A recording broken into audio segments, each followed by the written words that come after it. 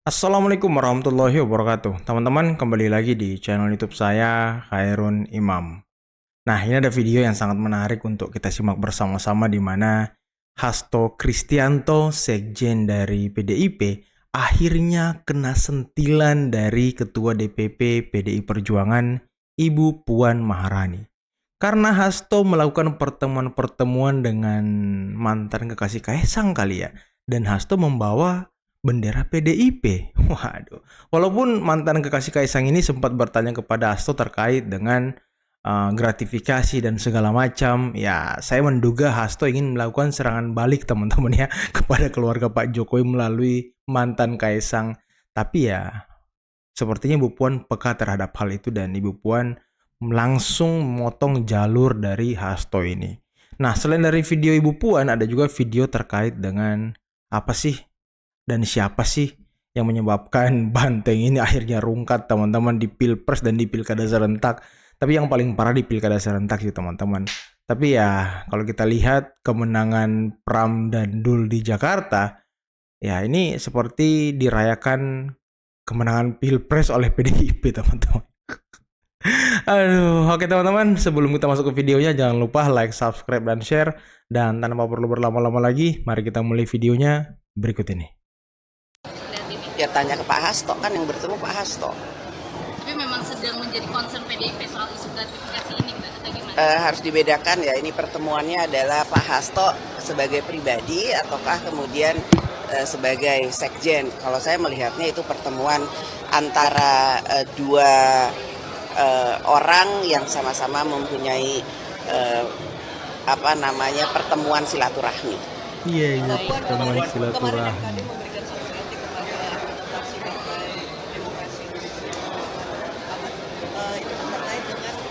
Dia menyampaikan pendapat di media sosial. Kalau Mbak Puan melihat apakah Itu belakang Pak Dasko ya? Oh iya Pak Dasko. akan mengancam para anggota DPR lain yang mengungkapkan pendapatnya di luar DPR? Anggota DPR mempunyai hak untuk berbicara, namun juga MKD mempunyai mekanisme untuk kemudian melihat apakah hal tersebut kemudian harus dicek atau tidak dicek, kemudian ada mekanisme yang kemudian melakukan sidang terkait dengan hal itu. Dan itu bukan hanya PDI Perjuangan saja, semua anggota DPR, anggota dari fraksi manapun atau partai manapun, jikalau kemudian dianggap kemudian dalam pernyataannya atau kemudian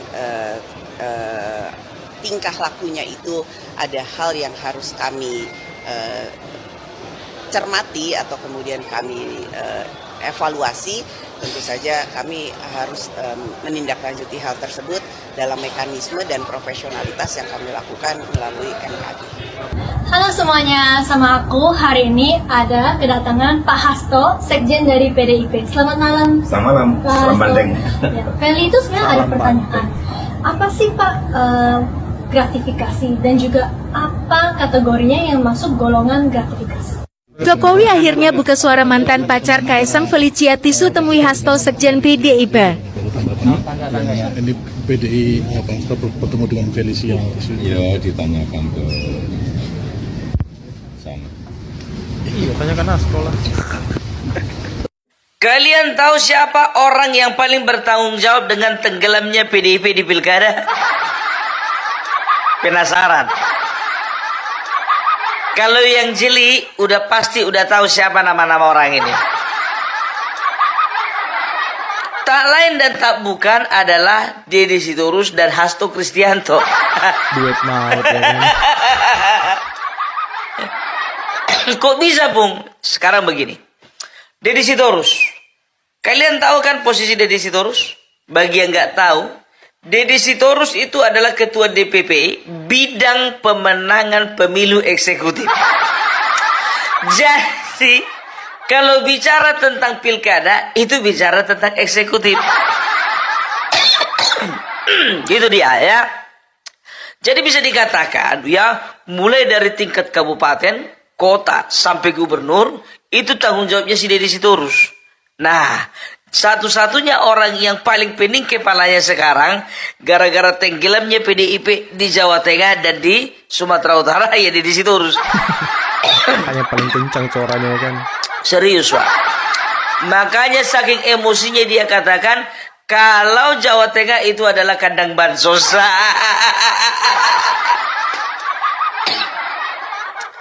Kenapa dia nggak berani bilang Sumatera Utara kandang bansos? Karena dia merasa terancam. Kalau sempat dia katakan Sumatera Utara kandang bansos, nggak bisa lagi dia pulang kampung. Nggak bisa pulang kampung. Opungnya di situ, mamaknya dari situ, tulangnya dari situ, amang borunya ada di situ. Di mana? Sumatera Utara. Keluarga istrinya juga entah kemungkinan dari situ, nggak tahu juga aku.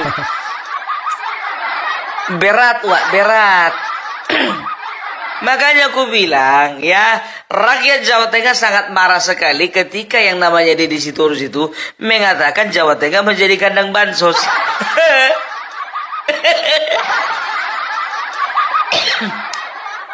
Aku padahal bukannya bilang apa, berharap kali aku Sumatera Utara dia bilang juga kandang bansos. Karena aku pengen tahu juga, ya bagaimana reaksinya Sumatera Utara. Mental sekali Deddy Sitorus ya kan.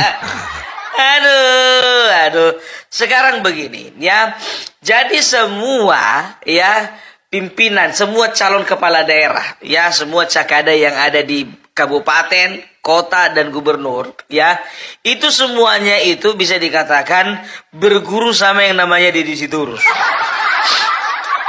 Harusnya menurutku, ya, seorang ketua DPP Badan Pemenangan Pemilu Eksekutif harusnya orang yang sudah pernah dan punya pengalaman memimpin sebuah daerah. Harusnya itu kan? Harusnya begitu. Paling tidak ya kelas kabupaten lah. Coba tanya dulu dia pernah nggak dia menjadi bupati di Tobasa? Atau menjadi bupati di daerah apa sana, di daerah Tapanuli Utara,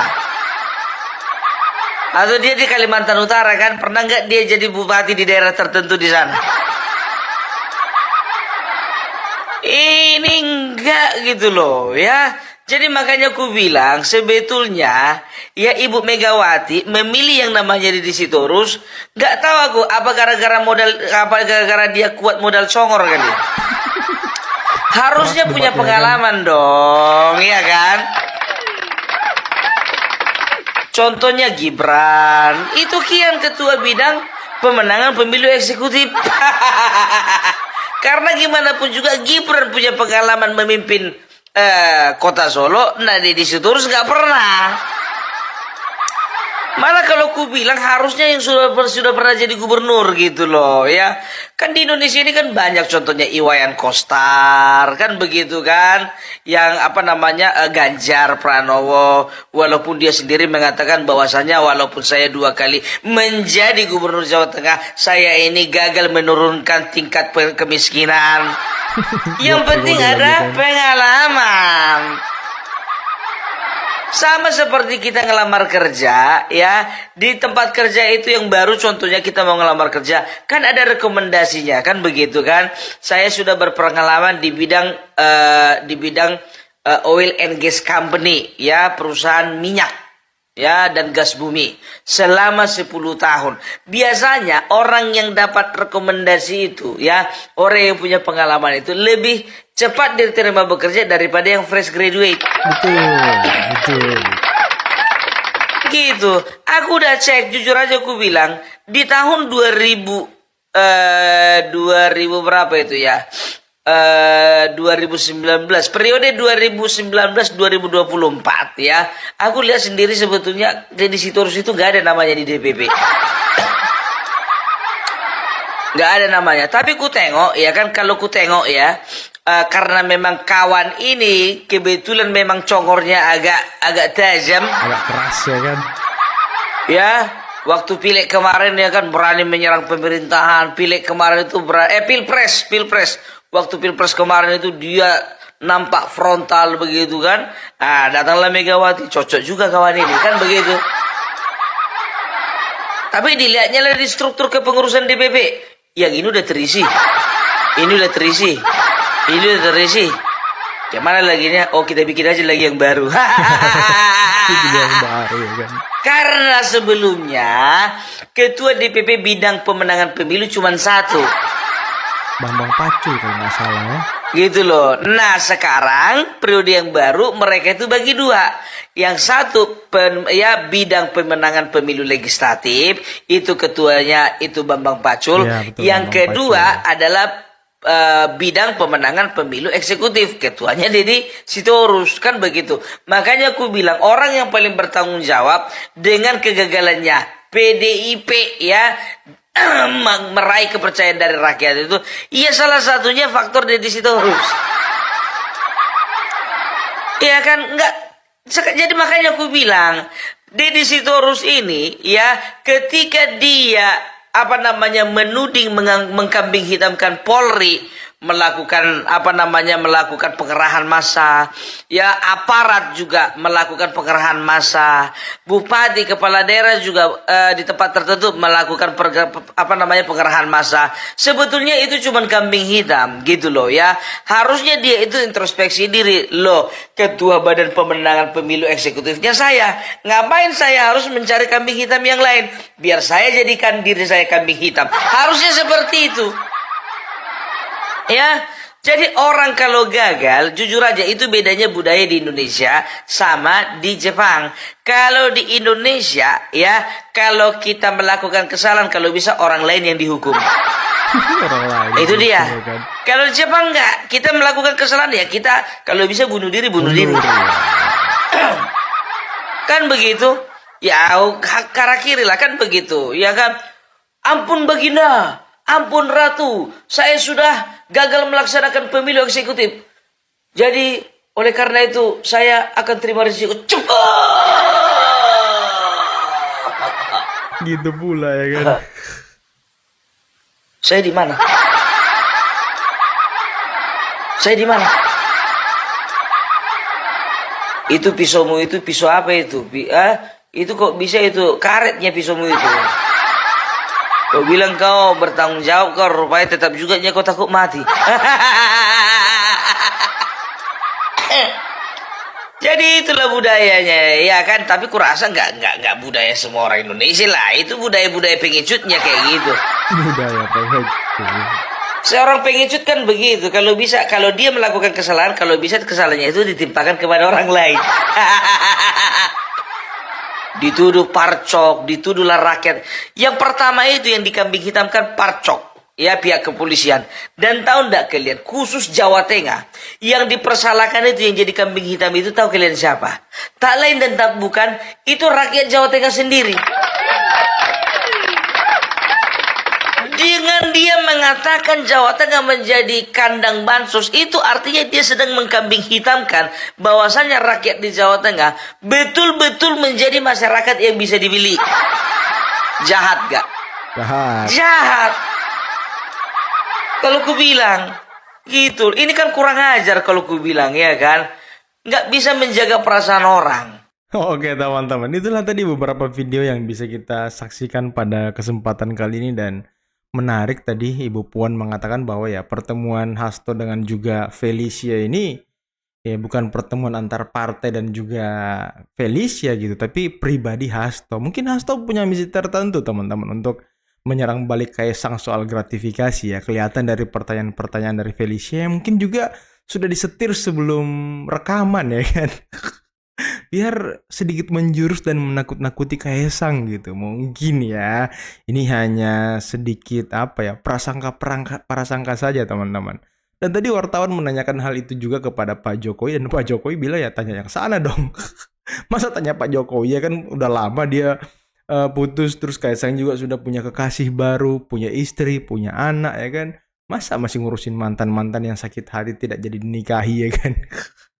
Ini kan mungkin semacam ya, yang satu yang si perempuan punya dendam, mungkin Hasto juga punya dendam ya, sama-sama punya dendam kepada keluarga Pak Jokowi, dan mereka sedang bersatu untuk meramu sebuah strategi untuk memukul dengan telak Pak Jokowi dan keluarga. Karena ya balik lagi teman-teman, pertanyaan tadi tuh ya gratifikasi ini menjurus banget ya kan dengan apa yang sedang dialami beberapa bulan lalu oleh Kaesang. Dan bagaimana tadi pandangan dari Opung Parbela terkait dengan orang-orang yang merusak PDIP itu sendiri, ya tidak lain tidak bukan orang-orang mereka sendiri, teman-teman.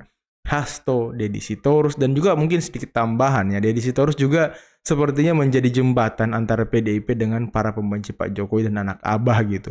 Ya terbukti dengan hadirnya Deddy Sitorus di beberapa diskusi-diskusi anak abah dan dirty vote dan segala macam ya kan. Tapi ketika hadir di sana dia malah kena roasting. Aduh, oke teman-teman, mungkin cukup sekian dulu video kali ini. Jangan lupa like, subscribe, dan share videonya. Akhir kata, billahi taufiq wal hidayah. Wassalamualaikum warahmatullahi wabarakatuh. Bye-bye.